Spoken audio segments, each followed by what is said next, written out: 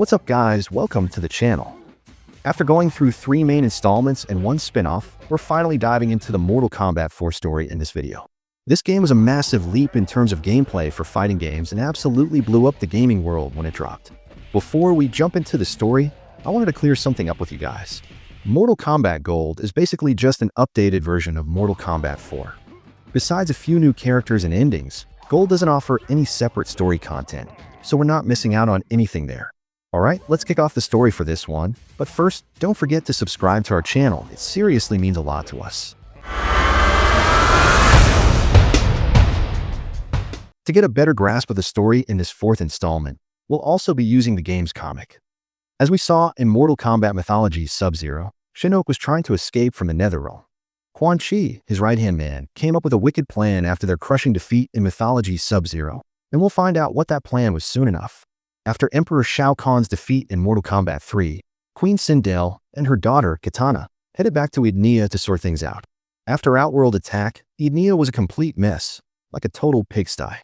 You had Shokan roaming around, Centaurians everywhere, and then the Ednean survivors. Basically, everything was in chaos. Queen Sindel took the throne and first off, sentenced Reptile to work in the cobalt mines for his past deeds.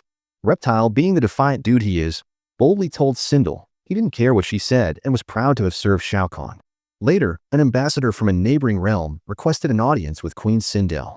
They told her that their daughter had been communicating with another realm, and those poor folks were actually dealing with some jerk of a ruler. Sindel was intrigued by this and asked Tanya, the ambassador's daughter, to step forward and tell her the full story. Honestly, everything this stranger said was a load of crap, so we're just going to ignore it and tell you the truth right now. That lying jerk was none other than our bald magician, Quan Chi. Tanya, the ambassador's daughter, had teamed up with the Brotherhood of Shadow and was helping Shinnok escape the Netherrealm. Quan Chi, disguised as a stranger, presented a gift to Sindel to show his goodwill. That pretty orb suddenly transformed into a portal, and the Netherrealm crew flooded into Ednea, from Scorpion and Reiko to the big boss Shinnok and all his soldiers. It's worth noting that Scorpion was still under the illusion that the Lin Kuei were responsible for his family's death and had no idea Quan Chi was behind everything. Shinnok finally got his wish and escaped the Netherrealm. Since he was banished to the Netherrealm by the Elder Gods, he was absolutely thirsting for their blood. So immediately after arriving in Ednea, he wiped out all the big shots there and then quickly headed to the Heavens. The Heavens, that forbidden realm where the Elder Gods live, were attacked by Shinnok.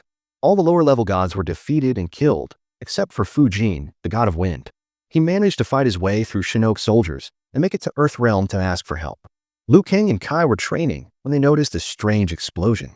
They went to check it out and suddenly saw Fujin all beaten up on the ground, surrounded by Shinnok's demons. A fight broke out, and then, out of nowhere, Raiden, the god of thunder, showed up and fried them all. Raiden filled Liu Kang and Kai in on Shinnok's plan and asked them to go to Ednea. Raiden and his brother Fujin then headed to the Heavens to stop Shinnok and his soldiers and protect the Elder Gods.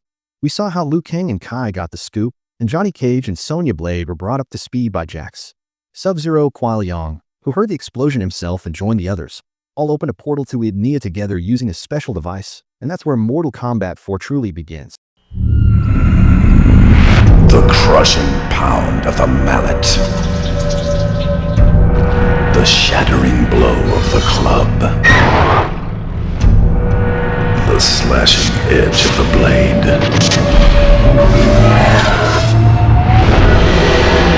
They call to you.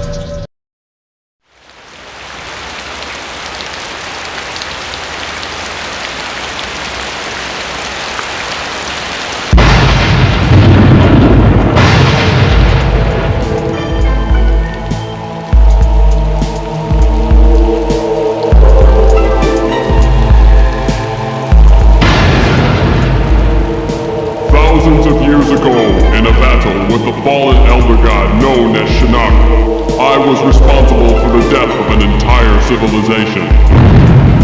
To rid all realms of Shinnok's menace, I waged a war that plunged the Earth into centuries of darkness and banished Shinnok into a place called the Netherrealm.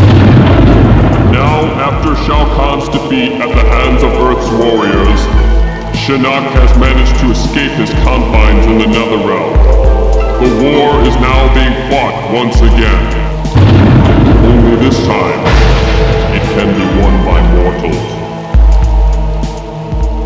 After countless battles, just like always, Shinnok and his cronies were defeated by Raiden and the Earthrealm crew, and pretty much everything ended happily ever after.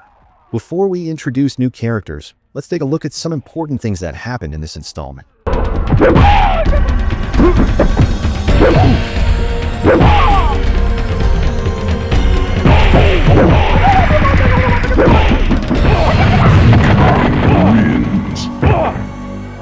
First off, I gotta tell you a truth bomb. That special amulet Quan Chi gave Shinnok in Mythology's Sub-Zero was a fake. No, not that the original one was fake. Quan Chi gave Shinnok a bogus one. If you finish the game with Quan Chi, you'll totally get this in his ending. The bald sorcerer, after getting the real amulet from Bi-Han, immediately made a copy and gave it to Shinnok. He even put a ton of power and dark magic into the fake amulet to make sure it would work for Shinnok without raising any red flags. But it's worth mentioning that one of the main reasons for Shinnok's defeat in Mortal Kombat 4 was this fake amulet. Emperor Shinnok only realizes this in Mortal Kombat Deception. Kuai Liang, or the second Sub-Zero, basically got involved in all this to find his older brother. Before Bi-Han went to the Shaolin Temple and stole the map, he partially told his brother about his mission. That's why Kuai Liang was pretty much aware of how much of a jerk Shinnok and Quan Chi were. Bi-Han was generally looking for something he'd lost, something that hadn't been seen since the first Mortal Kombat tournament, and had mysteriously vanished. Of course, Scorpion claims he killed that scumbag for what he did to his family, and sent him to the Netherrealm to torture him forever. To be honest, the truth about Bi-Han is way more complicated than that, and we'll tell you the full story in later installments. So after all these explanations, let's see what new and important things happen in Mortal Kombat 4. If you finish the game with Sub-Zero or Scorpion, after years of misunderstanding, Kuai Liang finally tells Scorpion the truth and convinces him. Sub-Zero tells him, "I know you think the Lin Kuei are responsible for the death of your family and clan, but that's not the truth. Quan Chi was behind all of it. That sorcerer destroys anything that gets in his way for his own interests and goals." While the two main guys are talking, the bald guy himself suddenly shows up and starts gloating. Scorpion, now knowing the truth, sees this bald dude and just loses it, kicking him square in the face. Scorpion drags Quan Chi with him to the Netherrealm to torture that scumbag forever for his past deeds, kind of like what he did with Bi-Han. With that said, in Mortal Kombat 4, the rivalry between Sub-Zero and Scorpion officially ends. The next characters I want to talk about, some of them we know from before, and some are new faces. First, let's go with Goro.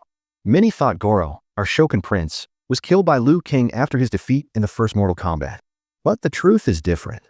Goro had hidden himself for years out of shame and sadness after his defeat in a Mortal Kombat tournament. But with Emperor Shao Kahn gone, he decided to return to the arena and honor his father, King Gorbak. Kung Lao, when he found out Goro was alive, came from Earthrealm to Ednea just to show himself to Goro and tell him, "Seriously, you messed with my ancestors big time." Goro asks, "What, you want to fight now?"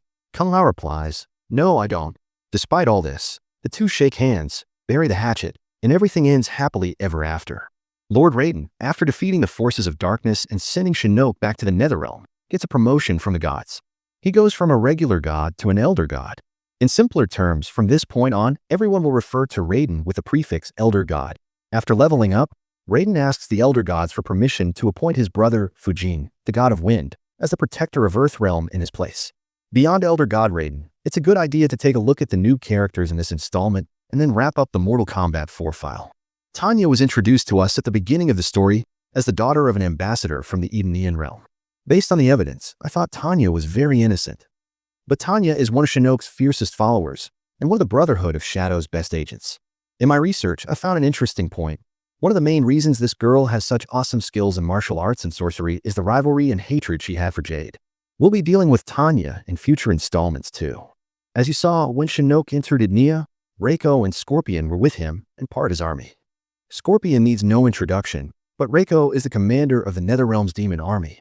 He's one of the strongest and coolest villains in the Mortal Kombat series. He has an unusual skill in commanding people and has served big names in various periods, from Shao Kahn and Shinnok to joining the Brotherhood of Shadow and 1,000 other big things. I'm sure many of you are wondering, where is Shao Kahn now? There's no news of him. Our story's emperor was severely injured after his crushing defeat by Liu Kang and is currently recovering. That's why there's no news of him at all in Mortal Kombat 4. In Mortal Kombat 4, we can access two secret characters. One is Noob Saibot, who you're familiar with, and the other is Meat. Meat is literally a piece of meat. This dude is some kind of incomplete experiment of Shang Tsung that escaped the lab before he was finished.